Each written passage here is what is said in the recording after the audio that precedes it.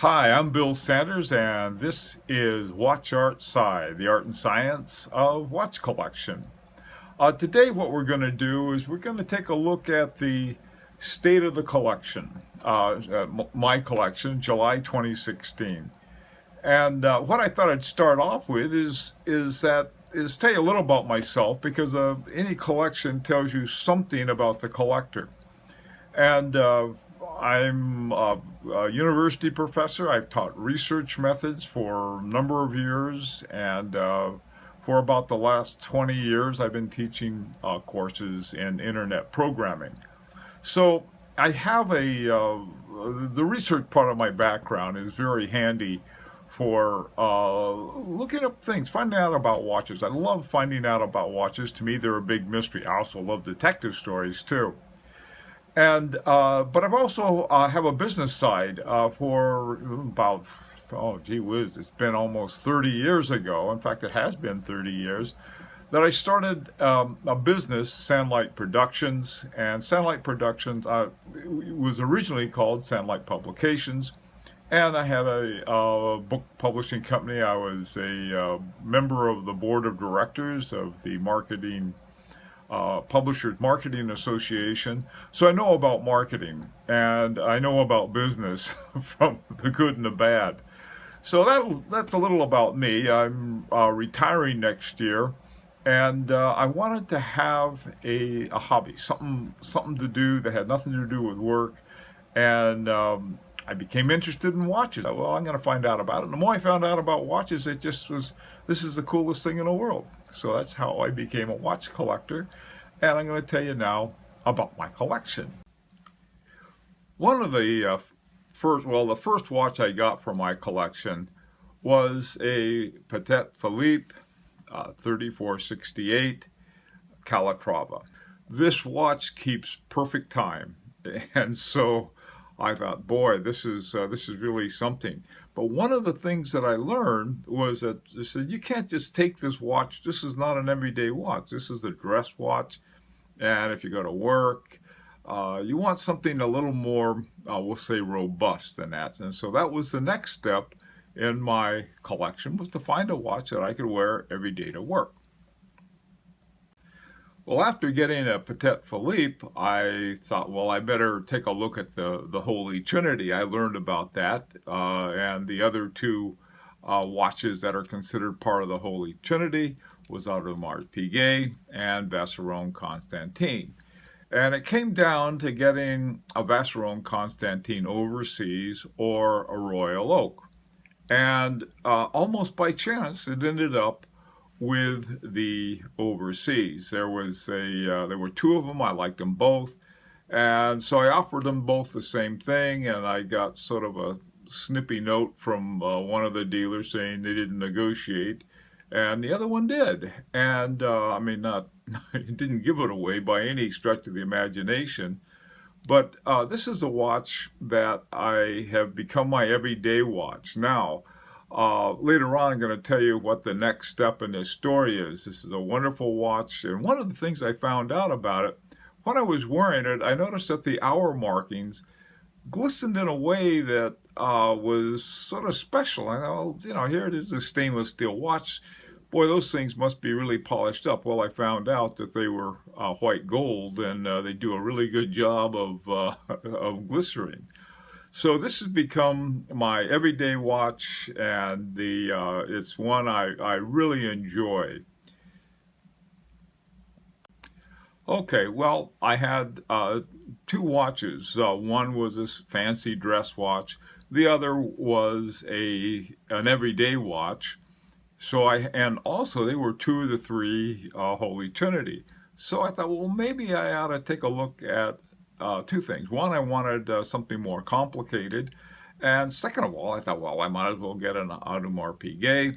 And I got the Audemars Piguet day date. And this is the most complicated watch I have.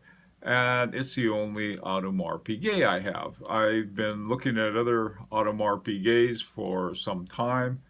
And I've looked at other complicated watches too. But this one was my introduction to complex watches. and Audemars Piguet. Wonderful watch. This watch keeps great time, date, day, and the phases of the moon.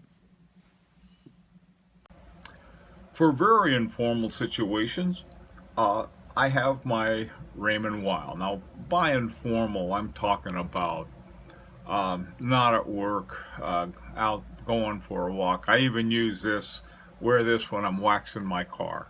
So it's a beater watch, and it runs on a ETA automatic movement. It's but it's part of the collection. The next watch I want to talk about is definitely one of my favorites. It's a Vacheron Constantin 1972. There were 3 different models of the 1972 made it was really based on the Prestige de France. In 1972, Vacheron Constantin was awarded France's highest honor for design and technology and so forth, called Prestige de France. And so they decided they're going to name a watch called Prestige de France 1972, and they came out with it pretty quickly after that. I saw it, I loved it, I just thought this was the coolest thing in the world. So I got it. There's another thing about this watch that's sort of cool, is that in this year actually, 2016, at the Time Crafters has a show in New York City. And they had a thing. It says, well, tell us a story about your watch, and if you win, what we'll do is we'll send you a couple tickets to they had a party before the beginning. They were worth about $500 for the 2 tickets, and so I thought, well, what the heck, I'll enter. And what I did is that I talked about the golden ratio, which is a designer term for relationships between different sides and sizes. And so I found the golden ratio between the top here and the bottom of the glass, and I put in that and won. So my wife and I got to go to this fabulous party, and I've always been quite grateful to my watch for that. I think I'm pretty sure I wore the watch to the party. This is a formal watch. It's a great watch. It's mechanical. You wind it up. Beautiful watch, gold. Anyway, this is one that I really like a great deal. Well, anyone who's a watch collector and is married probably knows you've got to be careful, because your wife wants to know, what are you spending all that money on watches for? So I got my wife a watch, and I got her a Reverso, a Jaeger-LeCoultre Reverso, and told her all about it. And so this now is her fancy watch, you might say. And she's done something very interesting with it that I would have literally never thought of, and that was she kept the band loose. It doesn't fit tight on her wrist; it fits loosely.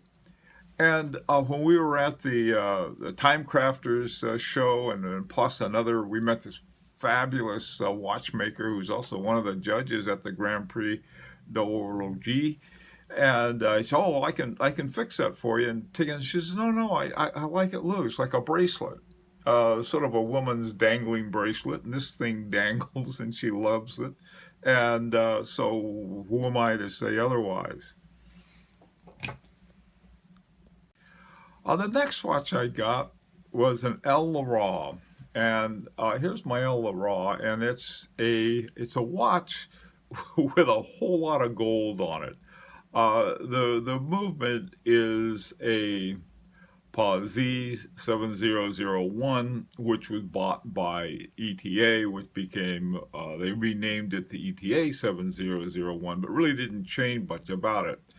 This is a watch, unlike most of the other El Leroy, that's really not known for its movement, but it's a jewelry piece. And it's a jewelry piece unlike a lot of others because it doesn't have any precious stones on it or anything like that. it just has a ton of gold. This is I showed this to a watchmaker who's been around a while, and he said, you know, they don't make them like this anymore. They don't put this much gold into it. And so the thing I like about this watch is that it has a very clear dial on it. You can see the dial across the room, and I like the looks of it. It has a very nice, clean look. It's hard to see here, but the guilloche on the dial, it's just a wonderful watch. Another watch I really like. Okay, now that we've taken a look at the collection, you know, a little about me, where do I go next? And it comes down to one of the first watches that I had, and this is my Overseas. The original Overseas had a Girard-Perregaux 3100 that was redone by Vacheron Constantin. This is called the 1310. It was really very much a Vacheron Constantin one that once they got finished with it, but it was still a Girard-Perregaux base. Then the second version of the Overseas has it was called 1126, and it was based on the Jaeger-LeCoultre 889. Okay, this year, 2016, they came out with a new one, a new Overseas line, and the movement in it is the totally in-house Vacheron Constantin 5100. Anyhow, this is what I want. Now, in order to get that, I'm going to have to, I hope I can trade it in. They'll give me a trade-in on my on this Overseas. Maybe they will, maybe they won't. If not, I'll sell it on the usual places where people have watches. It would be like abandoning a child. I'm going to have a very hard time parting with this watch because I like it so much. The other watch that I like, and I don't know why, is one by Christian van der Kloss called Cherish. And it is a combination movement, the in-house movement by Christian van der Kloss handles the moon phase, and then it uses a Soprod A10 for the general automatic movement. I like this watch a lot. I'm a little conflicted because of the one of the movements, but you know, that's something I might have to get over. We'll see what happens with that. I'm sure there are going to be other kinds of watches that I like. I'm going to have to trade some of my old watches in order to afford to get everything done, but I mean, that's a watch collection. Either that or what I like to do. There are all kinds of consulting opportunities available, especially in programming. And maybe I'll base my fees on the watch I want at the time. Anyhow, well, stay tuned to WatchArtSci. I would love to hear from you, and especially if you'd like me to take a look at your watch collection, just send me the pictures of it and say, and I'll have a segment on it for you, and talk about the watches. And at least I'll give you my opinion of it. It'll be nothing that one pays for. To me, this is a pure hobby. I enjoy it very much. Hope you do too. Why don't you subscribe to the channel? We'd love to have you, and even more than that, I'd love to hear your comments. That's all for now. Until next time, this is Bill Sanders in WatchArtSci.